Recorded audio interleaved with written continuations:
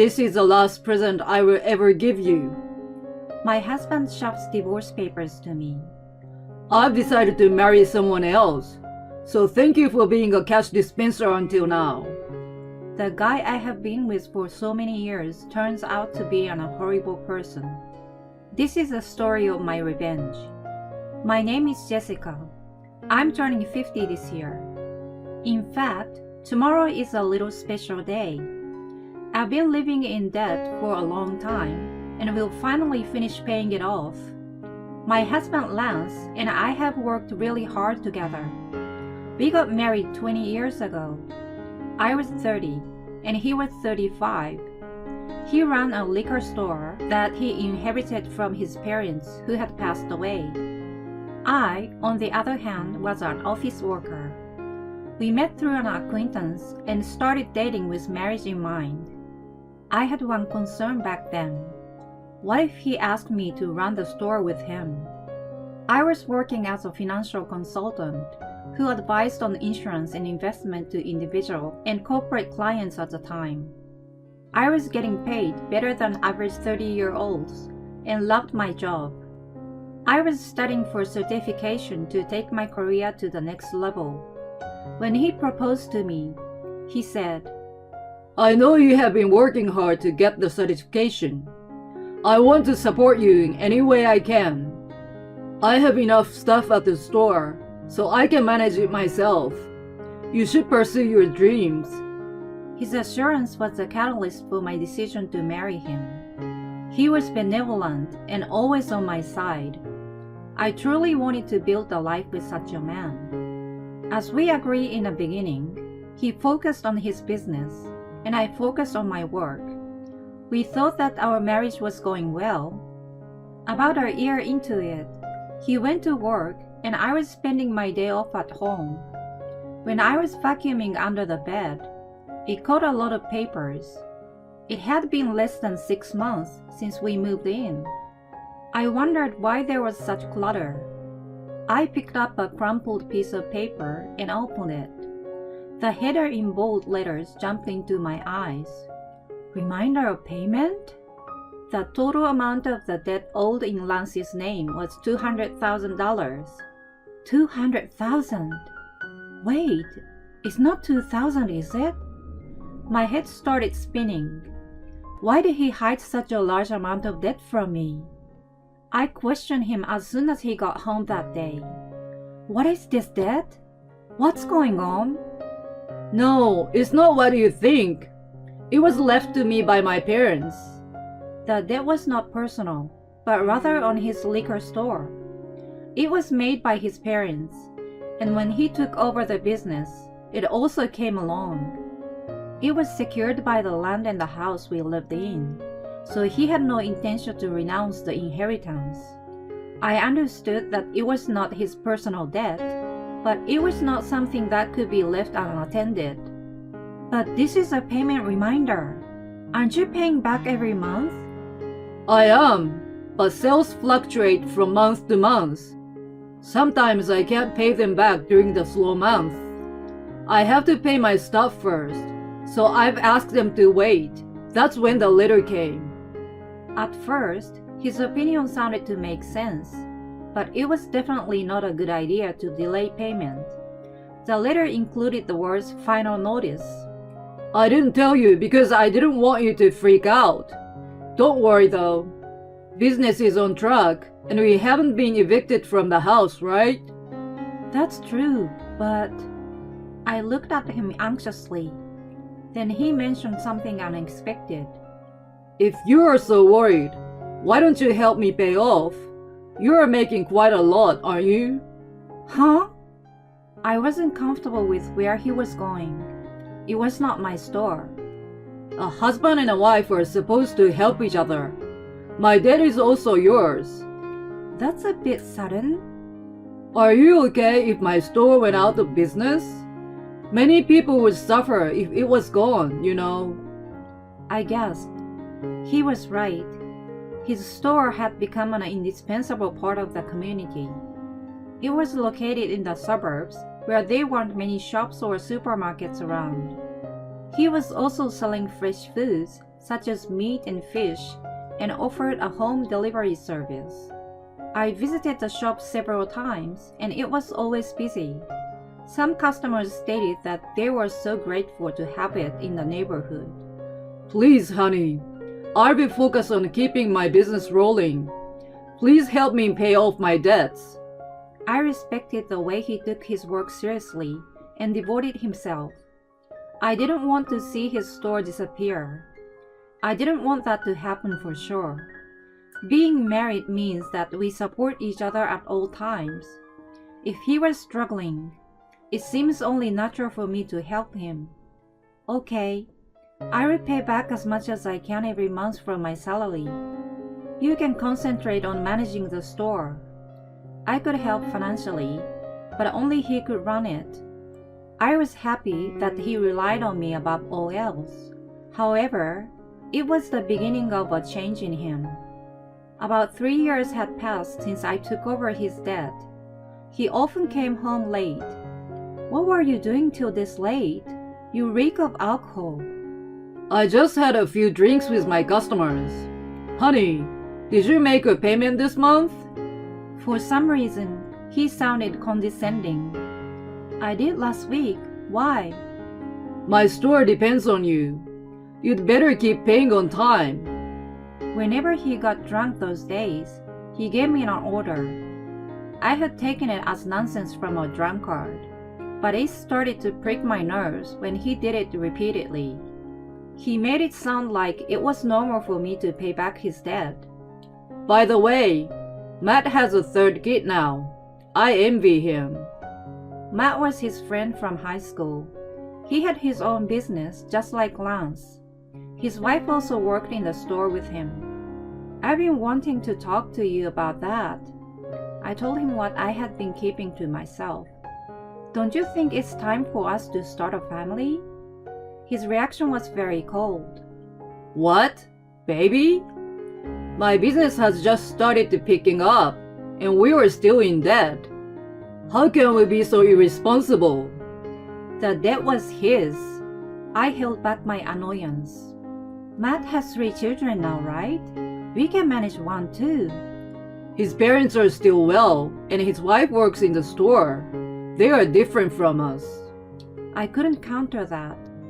I always thought that I would have children when I got married. My dream was crushed easily. So, until I pay off all your debts, we can't have a baby? Well, I guess that's how it's going to be. If you make a lot of money and pay off the debts quickly, I'll think about it. His mean smile disgusted me, but I felt impatient to pay off the debts as soon as possible. How blind I was. Even though it was an irrational demand, I was too occupied with the thought of starting a family and didn't even think about it. From then on, I worked tirelessly for Lance. I actively obtained qualifications, took promotional exams, and secured a salary increase. I started earning much more than women my age. I even made advanced payments, but the debt didn't disappear so easily.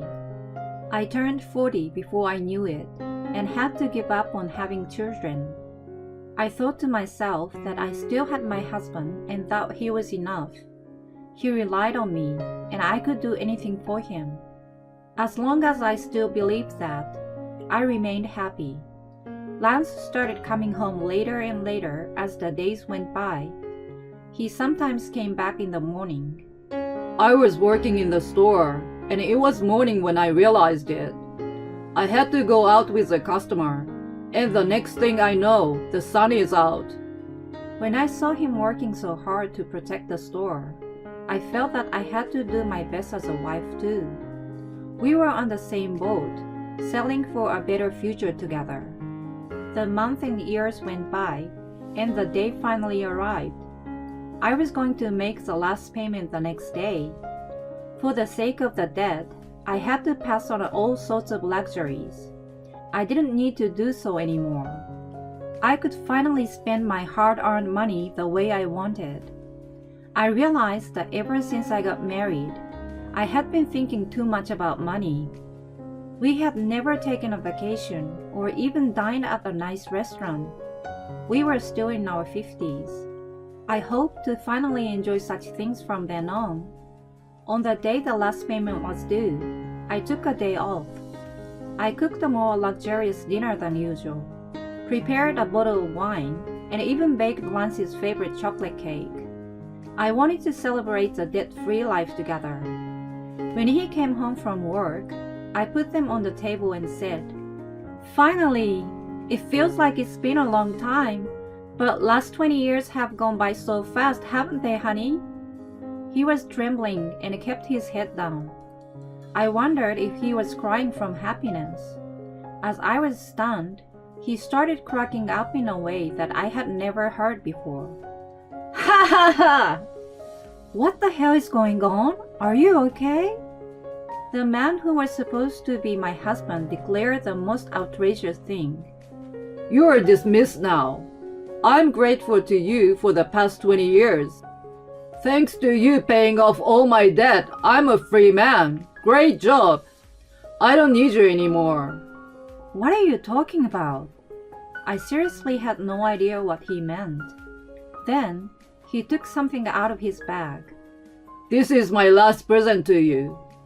Petition for divorce in bold letters stabbed my eyes. He proudly continued. I've decided to marry someone else, so you're no longer of any use to me. Thanks for being my cash dispenser until now. You're getting remarried? Have you been cheating on me all this time? Thinking back, he always came home late saying work or socializing.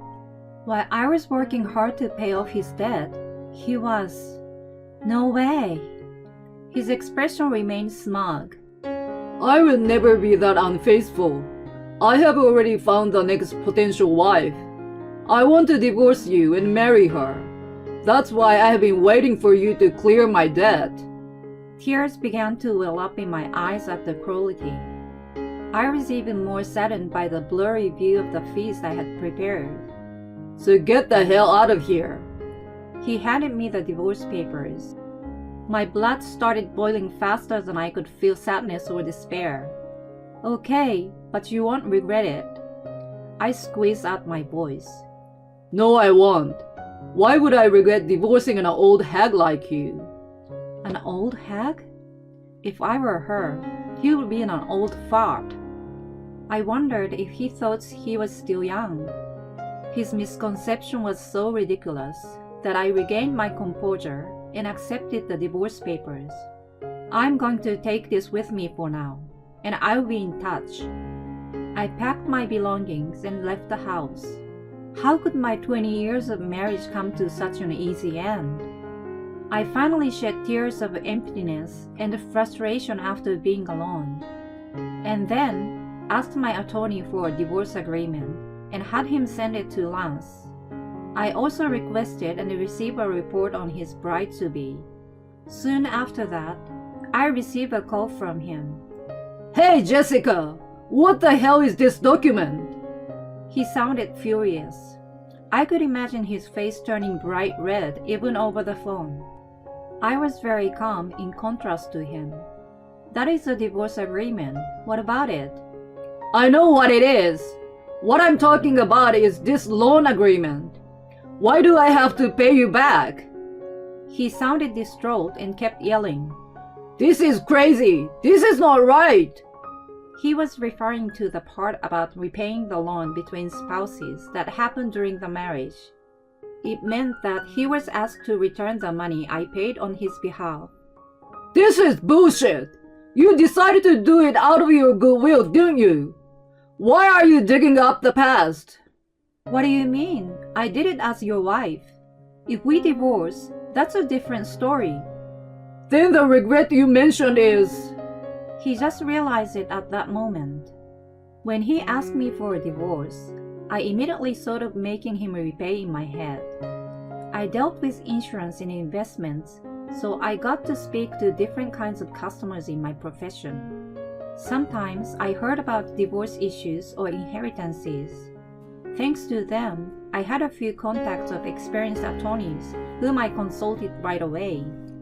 The total amount, including the interest I paid on his behalf, was a little over $300,000.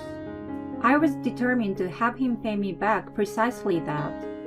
That was all I asked for. He must have realized the seriousness of the matter by my unwavering attitude and by seeing the name of locally famous attorney on the document. He thought he could get rid of his wife without alimony in the first place. He was so ludicrous. You know that I don't have much money. Well, then why don't you sell the store to fund it? If I do that, I won't have anything left. You're a Satan. You're only 55, right? You could still find a job if you wanted to. Give me a break. My conversation with him was not making any sense at all. I wanted to hang up the phone right away, but there was one last thing I wanted to check. By the way, how's it going with your new bride-to-be? That's none of your business. I burst out in laughter at his brusque attitude. True that. It sounds like you're going through a lot. Good luck. I was about to hang up the phone. Wait a minute. I've decided not to marry her. We can start over. For some reason, he pleaded with me. I yelled my last words at him and hung up the phone. Start over? Don't kid yourself. I don't want you. I had been married to such a man for 20 years. I wondered if I looked more ridiculous than him in the eyes of others. I truly did respect him until the divorce came up. It was because I had watched him work so hard for the store and for his customers. I wanted to support him. 20 years later, I realized that he was just a fool. The remarriage he mentioned was just his self-indulgence. It started when he innocently flirted with a teenage university student who worked part-time. You are so cute, Melissa. Will you be my wife? She also played along and jokingly replied, Well, I would think about it if you let me be a full-time housewife. The truth was that he thought she was serious. The idea of marrying a man who was almost 40 years senior was nothing more than a joke to her. Of course, she was horrified to learn of his seriousness. When he persistently pressed her to marry him, her parents had to intervene and place a restraining order against him. When I read the report from the private investigation, I laughed so hard that I hyperventilated. When he started coming home late, I thought he was working hard, not knowing anything. Instead, it was the opposite. He was often hitting on young girls at his favorite bars and strip joints. He made a fool of himself by saying things like, I'm surprisingly popular with young girls. I'm a salesman, so I have this easy to talk to aura and get along with them. And I'm told that I look younger. Don't you think so?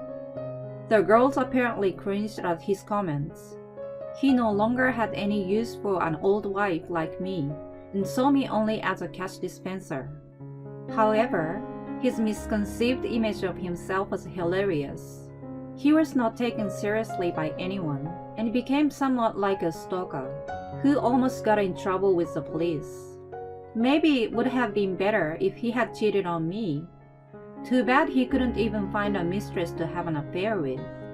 Anyway, the reason why he aimed to marry a young girl was that his friend Matt had a grandchild. The story Matt told me was this. As soon as he saw my grandchild, he said he wanted to have a child himself. I scolded him and said that he shouldn't say such a thing. You had been paying his debt for him. I was very harsh with him, but I had no idea he had done such a thing. He was absolutely mortified. I'm glad I didn't spend my golden years with that man. I muttered to myself. My divorce was finalized. Since the division of property between us was not clear-cut, he had room to negotiate for his own benefit. However, he gave up just because my attorney was well known. I wondered how such a gutless person had managed to stay in business all that time. He ended up selling the store to pay me back. Fortunately, just before he sold the store, his employees had abandoned lands, so no misfortune befell them. A lot of customers frowned at him for giving up on the business that was passed on to him by his parents. When they found out that the reason was to pay back his ex-wife, they were in a state of shock. When he demanded a divorce, he got what he deserved. It was a true story, but sounded like a comedy, which spread throughout the community. Even if he hadn't sold the store, the bad publicity would have affected his business. It was probably a good thing that he sold it before he went bankrupt. The money from the sale was not enough to pay me back. He continues to work part-time jobs to pay me back to this day. Sometimes I receive messages from him. It was all my fault. Can we get back together? I was crazy back then because Matt was showing off his grandkid. Unfortunately, even after I block his number, he keeps calling from different phones. If you contact your ex-wife any further, we'll file a restraining order. I've had my attorney give him a warning. Then the calls have stopped. As usual, he's terrified of the attorney. By the way, guess what I do for work now? I'm a marriage counselor. Just as turned 50 and wanted to try a new job, my friend opened a matchmaking business. I quit my previous job and joined her. While helping singletons to find a match, I also provide advice on financial issues between couples, how to decide on insurance and so on. It was a hit, and the number of members quickly increased. The couples who want to have a frank and thorough discussion from the beginning have appreciated our unique service. I've been through a lot, and I don't want them to make the same mistakes I did. Although my salary is a little lower than before, I enjoy helping others be happy every day. I got my happiness after getting rid of my ex-husband. Today, I'm doing my best to be a bridge to someone else's happiness.